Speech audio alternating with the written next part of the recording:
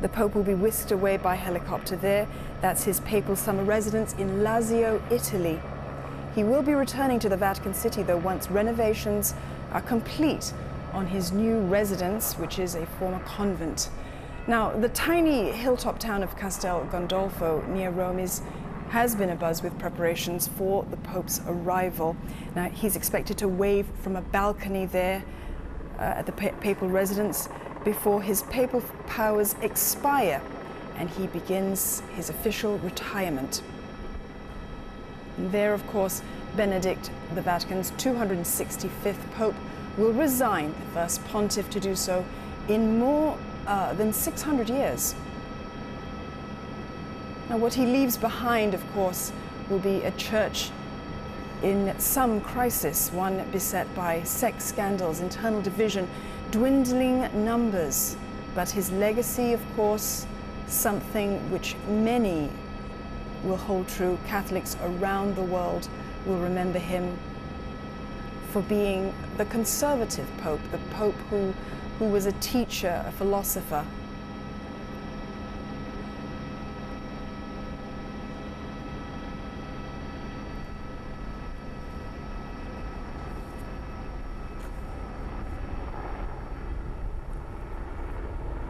Me here on News Pulse right now, we're watching live pictures here of Pope Benedict XVI as he prepares to board the papal helicopter. We're getting the first glimpses here of the helicopter that will take him to Castel Gandolfo. A truly bittersweet moment here for Catholics around the world as they prepare to say goodbye to Pope Benedict XVI, the 265th Catholic Pope in Vatican City, readying himself to say goodbye.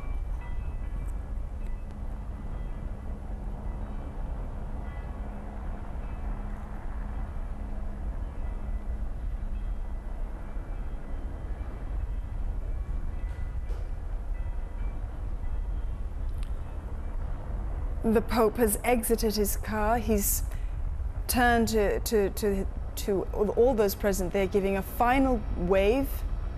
He looks in excellent spirits, I must say.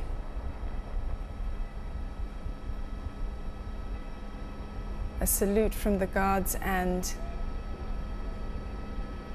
he's now boarding that helicopter.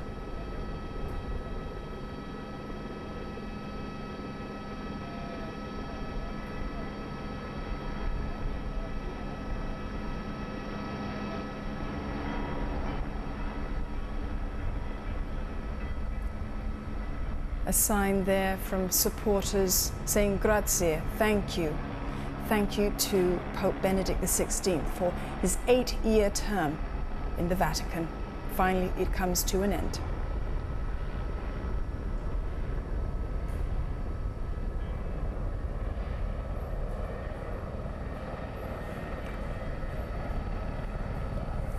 Now, what does this mean for the Vatican as the Pope leaves?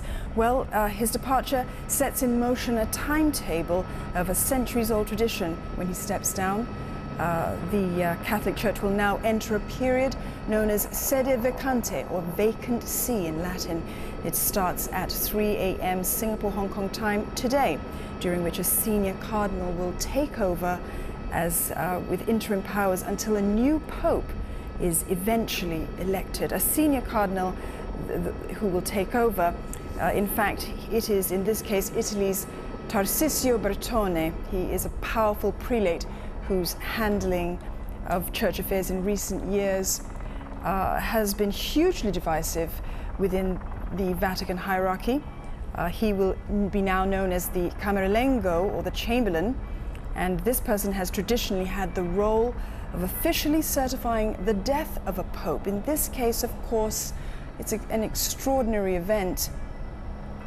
We have the Pope who will now be known as Pope Emeritus, but the Camerlengo, the Chamberlain, will be charged with destroying the fisherman's ring. Now, that's the gold signet ring that you very often see on Pope Benedict's finger. It's specially cast for every new pope. Now, originally, of course, it was destroyed to prevent forgery.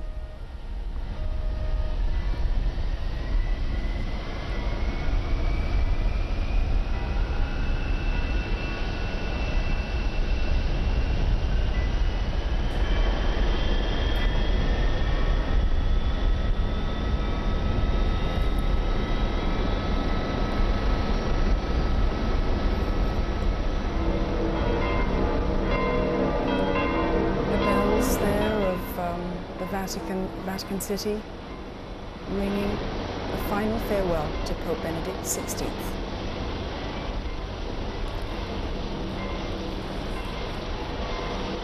You're listening to the Rome City Hall bells, which ring out as Pope Benedict XVI bids a final farewell to Vatican City. They will ring again at 3 a.m. when his former resignation comes into effect.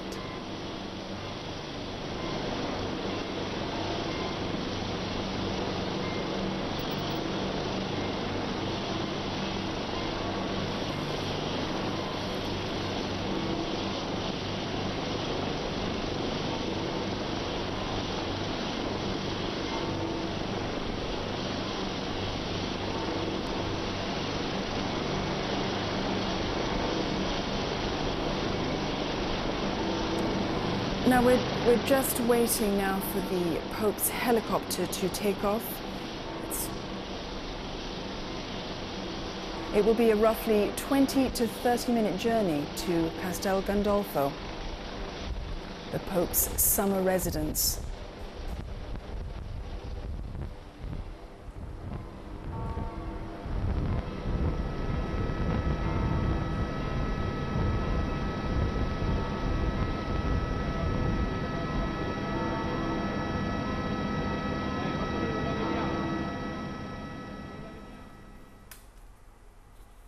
And turning on to other news, Thailand has signed its first back. A reminder of the top story we're following here on News Pulse this hour.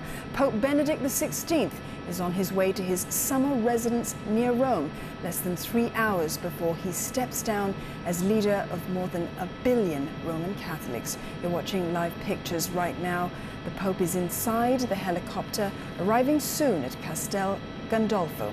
His final tweet as he left Vatican City: "Thank you for your love and support. May you always experience the joy that comes from putting Christ at the center of your lives."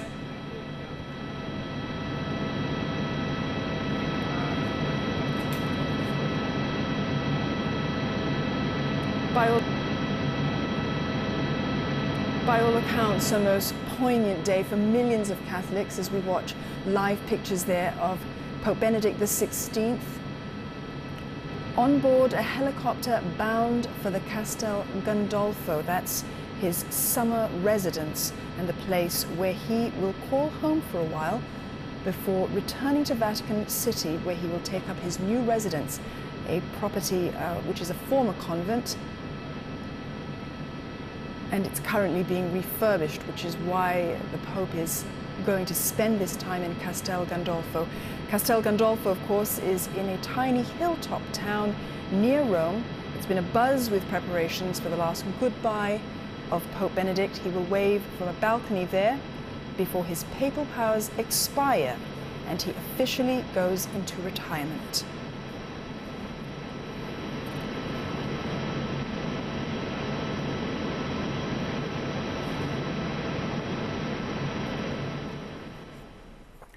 Now, in a significant PM in Singapore and Hong Kong, 6 p.m. in Rome, welcome to News Pulse. I'm Dawn Tan. Pope Benedict XVI has made his final farewell appearance at the Papal Summer Palace near Rome. He greeted the crowd of faithful and the local parish priest, thanking them and blessing them. His 8-year papacy comes to an end in 2 hours when his resignation will officially take effect. The Castel Gandolfo is where popes have gone to for centuries to escape the Roman summer. Now, this is where he will spend the first 2 months of his retirement before moving back to a convent in Vatican City. About an hour ago, he boarded a helicopter from the Vatican for the tiny hilltop town. In his final message on Twitter, the pontiff expressed thanks for his followers' love and support. Earlier in his farewell speech to his closest aides at the Holy City, Pope Benedict promised full support for his successor. Che continuerò ad essere vicino con la preghiera, specialmente nei prossimi giorni, affinché siate pienamente docili all'azione dello Spirito Santo nell'elezione del nuovo Papa, che il Signore vi mostri quello che è voluto da Lui. E tra voi, tra il codice canonico, anche il futuro Papa, al quale già oggi prometto la mia incondizionata reverenza ed obbedienza. Pope Benedict officially steps down at 8 p.m. Vatican time. Now that's 3 a.m. in Singapore and Hong Kong. Now that's when the period known as the sede vacante, or vacant seat, will begin. Over 100 cardinals will be choosing a new pope in a period that could stretch from a number of weeks to even months. The date for the secret election or conclave has not yet been fixed. Now, for more perspective on the Pope's historic departure from the Vatican, I'm joined now by Professor Tina Beattie from Roehampton University in Bristol. Now, she's a Director of Catholic Studies at the university's Research Centre. Professor Beattie, welcome. Pope Benedict XVI was one of the oldest popes ever elected. Now, he never really wanted to be Pope, and in fact, he didn't take easily to the rigours of the job. How do you think the Catholic community will remember his tenure? I think he'll be remembered with some affection, particularly for the courage it took to resign and to really reform the papacy by that gesture. But in all honesty, I think apart from a fairly small conservative constituency, many people won't remember this as a very good papacy for the Church. Certainly, and you mentioned that the Church, what it really needed perhaps when the Pope was elected back in 2005, was some kind of direction. Benedict was burdened, though, wasn't he, by what he called the so-called filth of the Church, the sins and the crimes of the priests that we've heard so much about. But still to this day, he hasn't actually sanctioned a single bishop for covering up abuse. Can we expect a new Pope to address with some kind of urgency what Pope Benedict XVI didn't accomplish? In a way, I wish we could go beyond the sex abuse scandal. That has been outrageous, and I think he did what he could eventually to try and put that right. But we must remember a lot of that happened on his watch as head of the CDF as well. So there are questions that remain. Yes, certainly the next Pope has to do something about that. But my fear is, until we have a healthier leadership with more openness to questions of sexuality, with more inclusivity of women, we're going to continue to see a very unhealthy culture in the Catholic hierarchy, which risks breeding further abuse. All right, thanks very much for your analysis, Professor. I've been speaking to Professor Tina Beattie from Roehampton University in Bristol.